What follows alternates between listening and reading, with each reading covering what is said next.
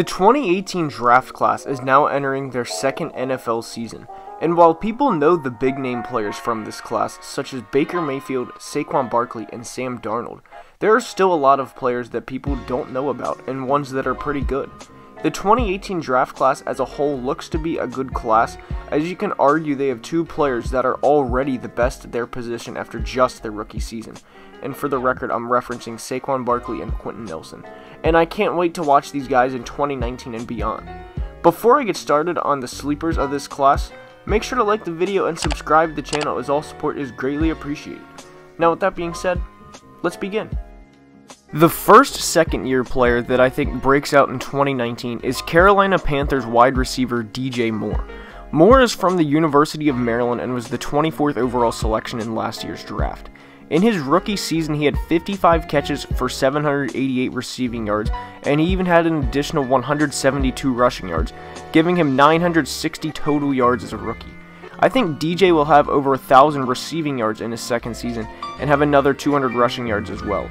I think DJ will end up having around 1,200 total yards in year number 2 and have around 8 to 10 touchdowns, which would be a big improvement from just 2 touchdowns in his rookie season.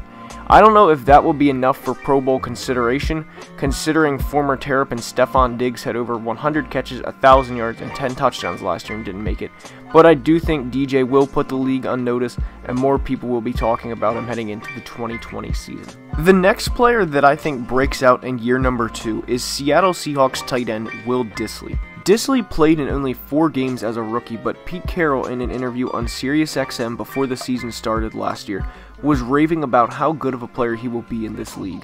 Dissly had a 100-yard performance and a touchdown in his debut against the Broncos to start his career. He had another touchdown in week 2 and was looking like he would prove his coach right, and quickly. However, he had just 1 catch for 4 yards in week 3 and 1 catch for 5 yards in week 4 before suffering a patellar tendon injury that would cut his rookie season short. I think Dissly will start off slow this year as he eases back from a major injury and into the grind of an NFL season, but I do think he will come on strong late in the year. Realistically, I think Dissly will end up around the 750-yard mark and have around 8 to 10 touchdowns if all goes well for him in year number 2. I think he breaks out this season, and people outside of the upper Northwest will realize how good of a player that Will Dissly actually is. Moving on to the third player from the 2018 draft class that breaks out in year number 2 is Minnesota Vikings cornerback Mike Hughes. Hughes started off his career as strong as a cornerback can.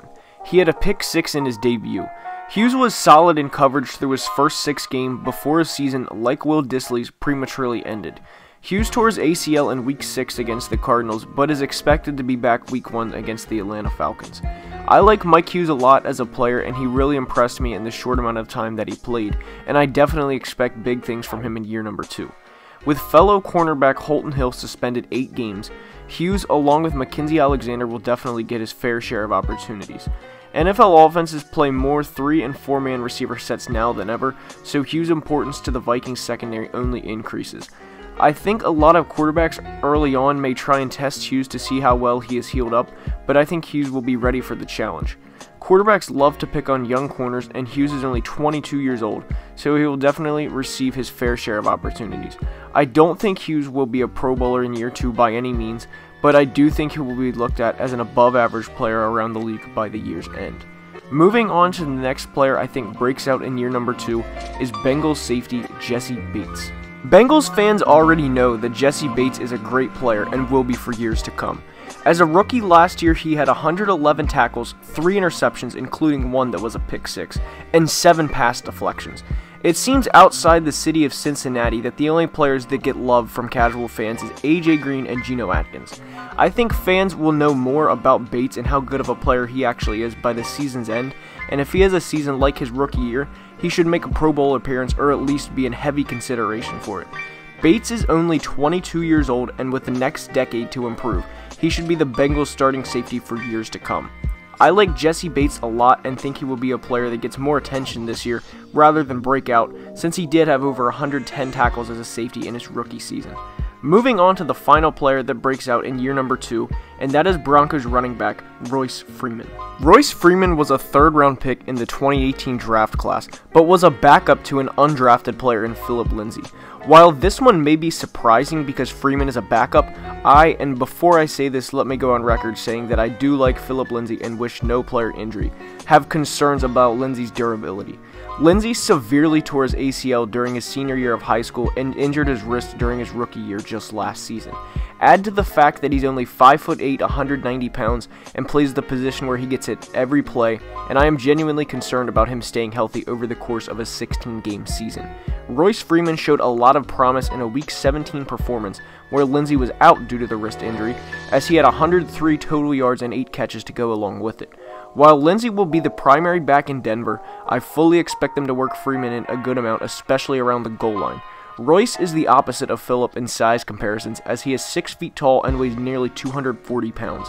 I am not concerned about his body taking a beating in the trenches, like I am with Phillip Lindsay running the football with guys in the division like Chris Jones, Joey Bosa, Melvin Ingram, and Clelin Ferrell just waiting to put a hit on him.